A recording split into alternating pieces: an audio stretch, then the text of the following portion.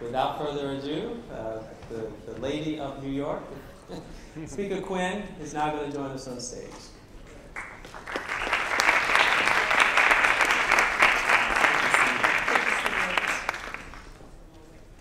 Should have joked to Comptroller Thompson that we should get one big van and drive each other around since we're all going from the same places to back and forth with each other. But thank you all for having me here tonight and for making it work after the other debate that we had. Yes, it's been a long night for all of you. And as I've said consistently since 8 o'clock tonight, we all appreciate you making the time, each one of the candidates, for being here. We know that you've already been other places. So we'll jump right in. All right. The format has been that I will ask a series of questions. They come from the organizations who are sponsoring the event, as well as from members of the larger New York City community who've written in to the Schomburg to express themselves. Okay. Yep, so the questions range essentially from policing to corrections to all things in between. Question I will ask is, obviously stop, question, and frisk is one of the most controversial existing policies in the city of New York. And of course with the Floyd trial currently, the question is, if New York City loses the case, the Department of Justice has indicated that it would consider a court-appointed monitor. What is your position on that possibility? You know, the question of whether or not there's a federal monitor is one really in the hands of the court. And whatever the court decides, we have to abide by. There's no question about that. But that said, in this area or in most areas, I'm not usually interested in waiting for the federal government or the court or anybody else to do what we can and should do. And that's why in the next couple of weeks, we will pass, I believe we will pass, and I believe we will override the mayor's veto of a piece of legislation that will create a city monitoring of the police department, what gets referred to as an inspector general, within the Department of Investigation, who will have subpoena power. Now let me say, this has really become a focus around stop and frisk, but it's going to be helpful in a lot of areas beyond that as well. But first and foremost, having someone outside of the police department, but in city government, who's looking at police policies and practices, that would have prevented us from getting to where we're at, I believe, in stop and frisk. 700,000 at the peak of stops, when single digits of those were yielding guns or weapons or any significant contraband, shows that the policy had gone far out of the confines of constitutionality. And if you look at when the city's crime was going down the most, stops were significantly lower. So anyone who asserts you need this level to keep this the safest big city in America, the facts don't bear that out. Now look, there's some people who kind of say positive choice, that we can either be the safest big city in America or a city where the police and communities work together. I don't think it's a choice. I think we can have both, and I believe the Inspector General bill is going to move us in that direction. And whatever the court does, as mayor, I'm of course going to abide by. And if there's a federal monitor and an IG, you just will figure out how they'll coexist. This is related to that, but I guess it's predicated on your position on whether productivity goals are indeed a problem. So the question essentially is, the current administration says there are no such things as quotas, but does acknowledge that there are such things as performance goals, et cetera. So will you maintain performance goals, or if you are going to maintain them, what will they be attached to? You know, we became, I think, obsessed with the number of stop and frisks. One of the problems that ended up occurring was we began to define whether a precinct was doing good policing by how many stops it had, how many 250 forms, the forms you have to fill out, were submitted, without ever looking at, were those stops yielding arrests that stood up? Were those stops by one officer in a precinct or a bunch of different officers? Because if you have 50 stops in one precinct and it's one officer, that's a problem. If you have 50 stops and it's 10 officers, that's a different situation potentially altogether. We became obsessed with this as the definition of whether we were succeeding on policing, and I want to move away from that. I want to be clear. The number of stop and frisks will go down when I am the mayor, because this number cannot be happening in a constitutional way, and there is not evidence it is keeping us safe. Because again, when crime was going down the most, stops were at a very, very much lower rate. So extending just a bit longer the conversation about current police practices, there are at least 3 communities that have shown or articulated significant concerns about harassment. That is the LGBT community, that is the Muslim American and Muslim community, and the parents and young people who attend schools that are run by NYPD through the school safety program. So with regard to the distinctiveness of each of those communities, what is your position? So let me say overall, I think the way to address this issue or this challenge is by making sure that the government of the city of New York is working with communities. So the LGBT community for quite some time had a police commissioner's advisory board on LGBT issues. And there would be regular meetings, and when I was head, for example, of the Gay and Lesbian Anti-Violence Project, you would bring direct concerns, specific concerns, not citywide, specific neighborhood concerns directly to the police commissioner. That was phased out. And I want to recognize Robert Pinter, who's here today, after he stepped forward and said what the police were doing on 8th Avenue, and that takes courage. That was the case, and the way the community working with my office and other elected officials responded, that is what got us to get the police commissioner's LGBT advisory board reconstituted. Now, I'm not saying things are perfect, but out of that advisory board, we recently saw the patrol guide rewritten to be inclusive and sensitive as it relates to gender expression and gender identity in the transgender community. That had never been the case before. And Ray Kelly just became one of the, I think about 10th, I'm not 100% sure, of police chiefs in the state of New York to come out in support of the gender bill, the transgender civil rights bill in Albany. That would not have happened without the advisory board, and he credits that. So that kind of a communication, that kind of a constant open door can help us overcome these real challenges that exist. We did a similar kind of a thing as it relates to schools. A different way, though, because we heard in the council, and I want to give the young people, I don't know if any are here tonight, from Make the Road New York, a lot of credit. They did really the organizing on this, and let me tell you, those young people at Make the Road, they're the best lobbyists I've ever met with. They could put the biggest lobbying firms in the city of New York out of business. And they really articulated what was going on and how it felt for them in schools. That led to the passage of the School Safety Act. The School Safety Act gives us transparent data about what's happening in schools with the police from a disciplinary perspective.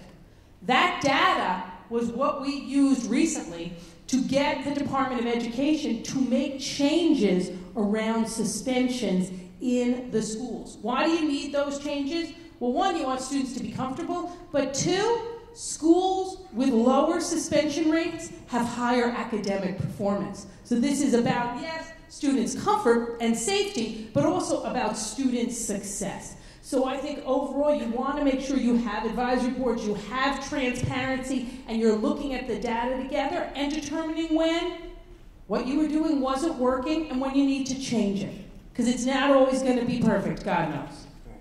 And the last community would be the Muslim and Muslim American community. And I don't actually know, and I should know, whether there is an advisory board to the commissioner from that community. And if there's not, I would say we need to create one right away to make sure there is more of an open dialogue, and also make sure there's that kind of an opportunity for direct dialogue with the mayor as well. Would you reopen negotiations, for lack of a better word, between Homeland Security and the practices of NYPD? Around surveillance? Around anti-terrorism efforts? No, I would leave us where we are right now. Okay. This is a question regarding the district attorney's office. We've seen recent examples of prosecutorial misconduct in New York City, and recent research shows that there is little, if any, structure to support disciplinary action for prosecutors who ignore the parameters of their position. As a result, there is little incentive for prosecutors who are guilty of this to change their conduct. If you were to become mayor, would you fix this problem and create a system of accountability within the district attorney's office? This is from a Brooklyn person, Nikki Zeitner. If so, what would that system look like, and what types of resources would you dedicate to it? I'll be very honest, I am not all that familiar with what the disciplinary structure is or how that works with district attorneys or assistant district attorneys, obviously beyond the general structure they have as lawyers and the Bar Association. So I'm going to need to look into that more. One thing I do want to say, though, and this is a challenge for all of the boroughs, is that district attorneys are obviously elected officials, but they're also an integral part of our public safety infrastructure. And with our efforts to make New York City and keep it the safest big city in America, we've never really comprehensively focused on what that means for district attorney resources. And district attorneys every year have to come see me as the speaker, asking, really begging, to keep resources in the budget for themselves and their staffs. And that's inappropriate. We should figure out a clear system of what the staffing levels should be for district attorneys. If there are terrible budget times, then we have to look at cuts there like we do for everybody, but they shouldn't become part of a budget political football over and over again. So we'll focus a little bit on the Department of Corrections, and I think you were here for the last question. So I'll just restate it briefly. The question is, what is your position on the use of solitary confinement in Department of Corrections? And what is your use of the trade-off in dollars spent on mental illness within the context of the criminal justice system? First let me just say, overall, as mayor, I want to move us much more to a system of alternatives to incarceration and alternatives to detention for younger people. I think if we were doing that, we would actually be doing a great service to the taxpayers because we would be spending less money, but more importantly, we'd be doing a great service to the city because we would be giving people much better options. That really, the data is very clear that folks who are first-time offenders and the like who end up in ATI programs are much less likely to reoffend and much less likely to be able to move on with their lives. We also have to fight aggressively to support Judge Littman, our Chief Judge's effort to deal with the fact that New York, I think, is one of only 2 states in the country that treats 16-year-olds as adults, which is part of the problem we're also seeing in our prisons. That should simply not be the case. Now, obviously, thank you. A lot has recently been reported and studies put out about solitary confinement, and actually, one of the council members, Councilmember Drum, has some legislation on it. I'm reviewing those reports, talking to Danny. Clearly, concerns have been raised that we have to take a look at. Where I would end up on policy on that, we're still looking at that, I don't know. The mental health question is really an interesting one because we're not spending nearly enough money on mental health outside of our correction system at all. And that's an issue we recently took on, and you well know this from the Anti-Gun Violence Task Force, where we in the council last year put about $4.5 million in the budget, put together before the budget an anti-gun violence task force to help us figure out what more we could be doing in the city on this issue. And one of the things we heard from communities was mental health funding, which I'll be honest, I didn't anticipate, but we've responded to. And I think that's something I have to look at in the overall issues you raised of these teams, which until I was eavesdropping on Billy Thompson, I had not heard of, and we will take a look at them. Well, that's because I love anybody else's suggestion that you can then take and pretend it was your idea first. So I'll just have to beat Billy to the research. That's the beauty of democracy. We get to hear ideas, share, trade, spar, all of the above. I'm going to introduce a new question, partly because you so efficiently moved through. Oh no, I'm going to filibuster now. It's also late in the evening. This question is about... I'm usually known for long-winded answers, so it might just be that it's late. I apologize. This is a question about homelessness, but it intersects with a kind of larger context of zero-tolerance policing that the city has seen for a long time. So many homeless individuals are targeted for minor violations such as disorderly conduct and loitering. Police have virtually unlimited discretion with respect to what constitutes disorderly conduct, leading to many homeless individuals being arrested simply for not having ID or sitting down in a public space or for passive panhandling, which are constitutionally protected actions. For more than 20 years, federal and state courts have declared certain New York anti-loitering laws as unconstitutional, yet over the past 20 years, NYPD has arrested more than 22,000 people under those laws, most of whom were homeless. In 2010, a federal judge held New York City in contempt of court for continued enforcement of the unconstitutional loitering statutes. In February of 2012, a settlement was finally reached in a suit challenging these arrests and the city agreed to end this practice, pay $15 million in damages, and work to vacate all loitering convictions. What is your position on the continued arrest for minor violations of disorderly conduct and loitering, and what steps would you ensure that NYPD complies with in terms of the 2012 settlement? You know, I think that the bigger issue here than the settlement is actually the level of homelessness in the city. We are at the highest level of homelessness we've had in the city since we ever began keeping records and running the kind of homeless system we run now. And I don't know if folks remember, there used to be this kind of criticism where people would say, folks are only going to the homeless shelter to get housing, which I never understood as a criticism, because why else would you go to the homeless shelter unless you needed housing? With all due respect to the folks who are running it, it's not that nice a place if you have a permanent residence of your own.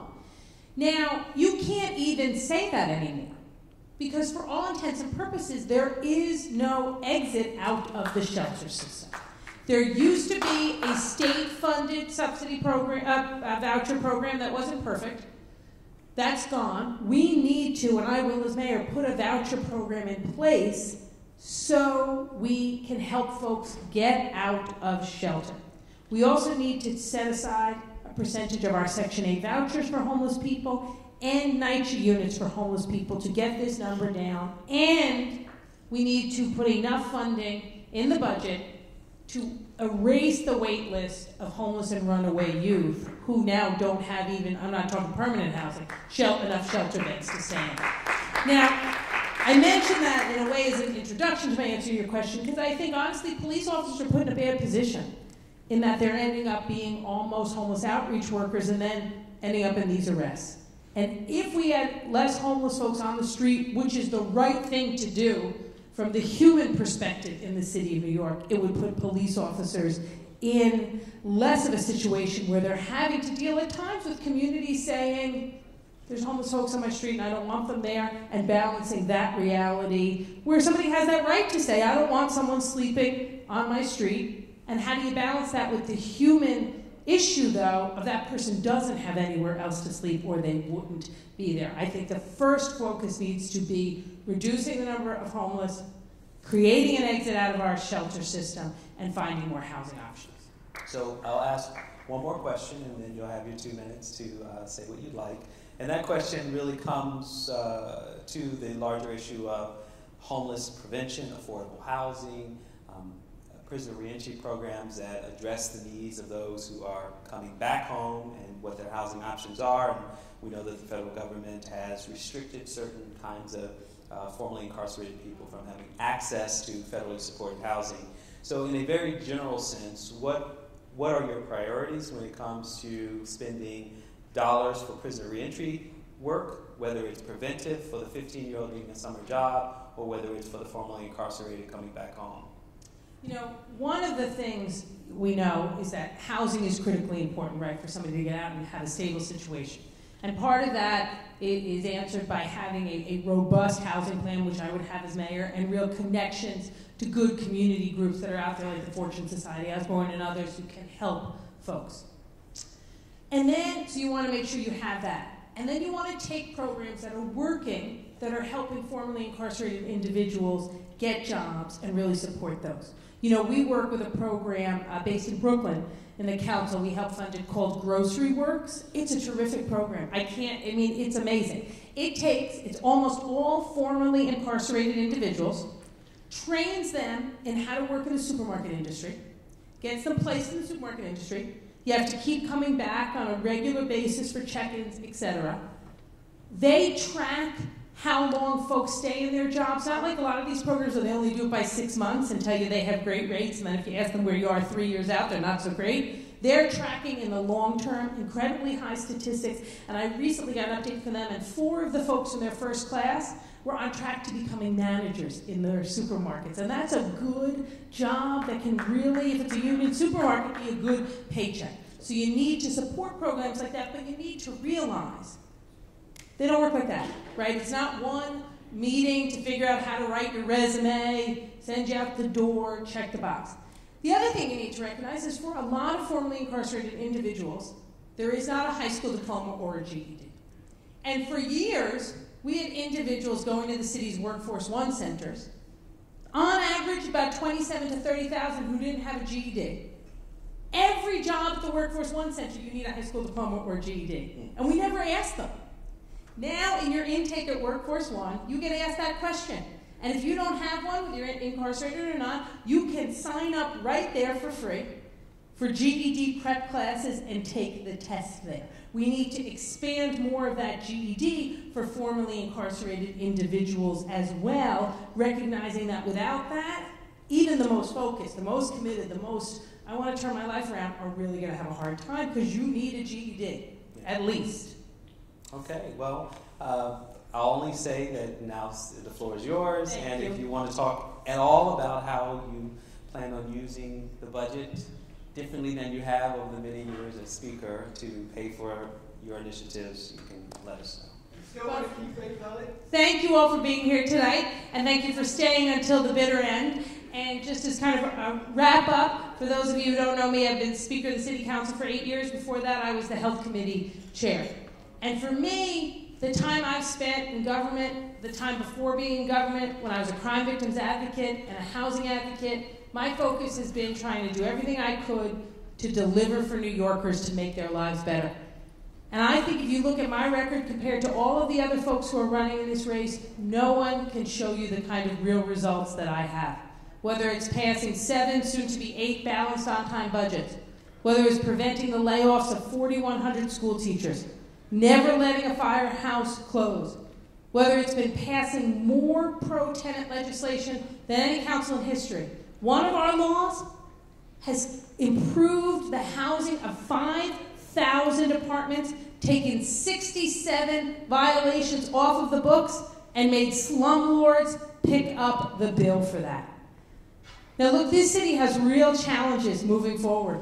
We need to get the number of homeless down. As I talked about, I have a plan for that. We need to build more affordable housing. I have a plan to build 40,000 additional middle-income housing units in the city of New York, and I've identified the resources in the capital budget.